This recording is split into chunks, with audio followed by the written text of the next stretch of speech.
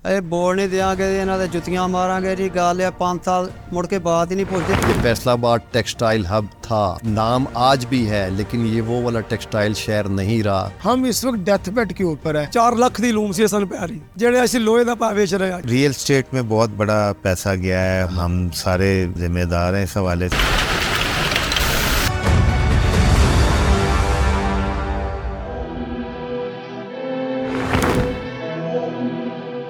वैसे तो क़याम पाकिस्तान से आज तक हम नाजुक मोड़ पर ही खड़े हैं, लेकिन गुज़िश्ता 1.5 साल से जो सियासी रस्साकशी जारी है, इसने पाकिस्तान की मुआशी सूरत हाल को बहुत ही खतरनाक मोड़ पर पहुंचा दिया है। हालात ऐसे हैं कि लगता है कि अब हमारे हाथ में कुछ नहीं। खास तौर पर सनत के शोबे में देखें तो इंतहाई ज़वाल नजर आता है।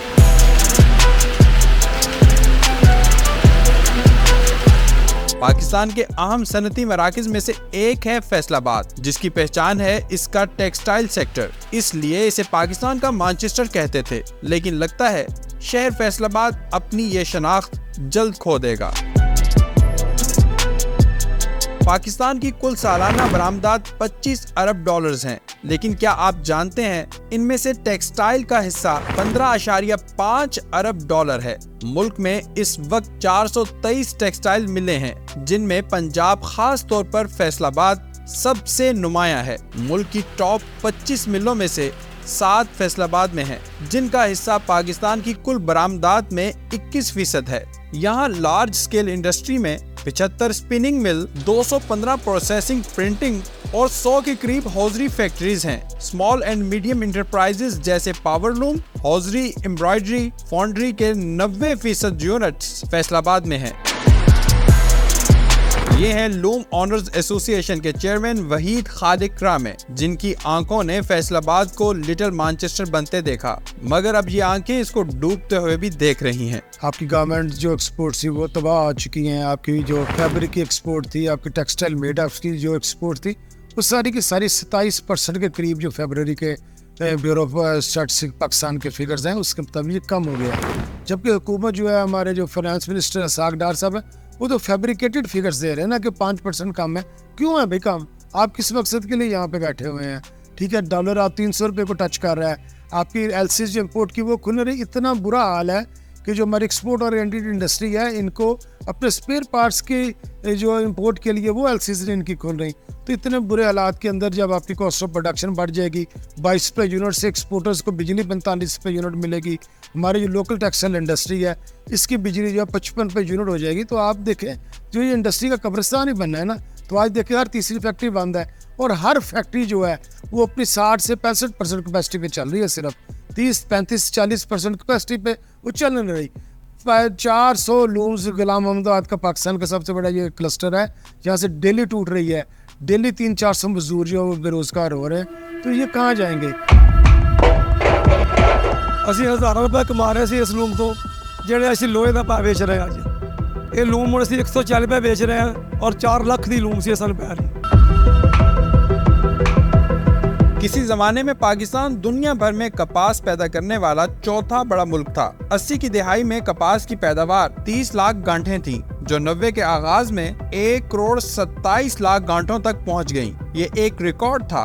जब पाकिस्तान में कॉटन से धागा बनाने के लिए स्पिनिंग मिल्स लगना शुरू हुई, तो कॉटन की मांग में इजाफा हो गया। होना तो ये चाहिए था कि मुल्क में कपास की पैदावार को बढ़ाया जाता, मगर ये घटती चली गई। वो मुल्क जो दुनिया में कपास का घर समझा जाता था, आज अपनी टेक्सटाइल इंडस्ट्री का पहिया चलाने के लिए कॉटन इंपोर्ट करने पर मजबूर है। सिर्फ खाम माल की परेशानी नहीं, बिजली और गैस की कीमतें भी बढ़ रही हैं। शिपमेंट चार्जेस में भी बेपनाह इजाफा हो चुका है। इसलिए अब हालत यह है कि इस वक्त फैसलाबाद की लार्ज स्केल टेक्सटाइल इंडस्ट्री में 30% से ज्यादा कमी हो चुकी है, जबकि 50% स्मॉल स्केल इंडस्ट्रीज बंद हो चुकी हैं। पाकिस्तान के जो कंपेटिटर्स कंट्रीज थे, आप वो देखें कि वियतनाम, बांग्लादेश, इंडिया, चाइना, उनकी इकोनॉमी किधर जा रही है।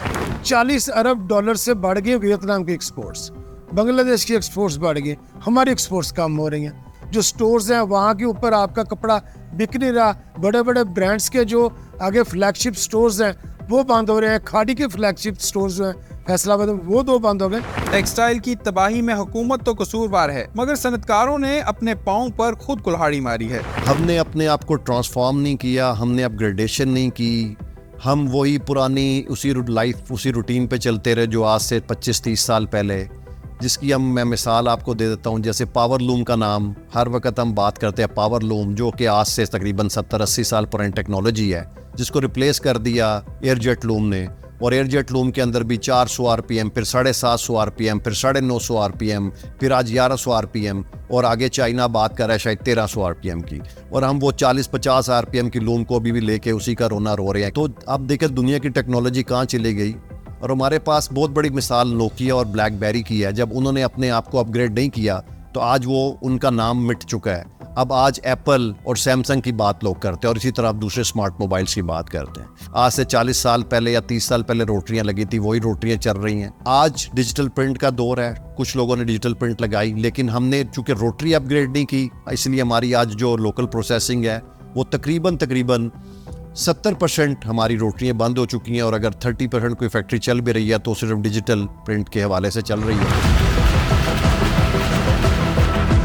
एक बहुत बड़ा मसला ये भी रहा है कि फैसलाबाद के ज्यादातर कारोबारी लोगों ने टेक्सटाइल से पैसा कमाकर इस शोबे पर नहीं लगाया, जिससे हमारी पहचान बनी है। हमने उस पर इन्वेस्टमेंट करने के बजाय दीगर बिजनेसेस हैं उस पर इन्वेस्टमेंट शुरू कर दी। रियल एस्टेट में बहुत बड़ा पैसा गया है, मतलब हम सारे जिम्मेदार हैं इस हवाले से। मैं कोरिया की मिसाल देता हूँ कि कोरिया वॉज द कंट्री जब उन्होंने ऑटोमोबाइल में जब ये समझ लिया कि ऑटोमोबाइल ही हमारा सर्वाइवल है, तो उन्होंने तमाम की तमाम अपनी इन्वेस्टमेंट्स, हर चीज़, गवर्नमेंट और जो बिज़नेस कम्युनिटी थी उनकी, उसने मिल के उस पर इन्वेस्ट किया, उस पर रिसर्च की। आज देख लें कि दुनिया में ऑटोमोबाइल में कोरिया जो है वो one of the leading country है। आलमी बहरान के बावजूद बांग्लादेश और इंडिया को मिलने वाले टेक्सटाइल ऑर्डर्स में इजाफा हुआ, मगर पाकिस्तानी एक्सपोर्टर्स अपने पुराने खरीदारों का एतमाद भी बरकरार नहीं रख पा रहे। जो हुआ और जो होने वाला है, इन सब का जिम्मेदार कौन है? हुकूमत, खुद कारोबारी अफराद या कोई और?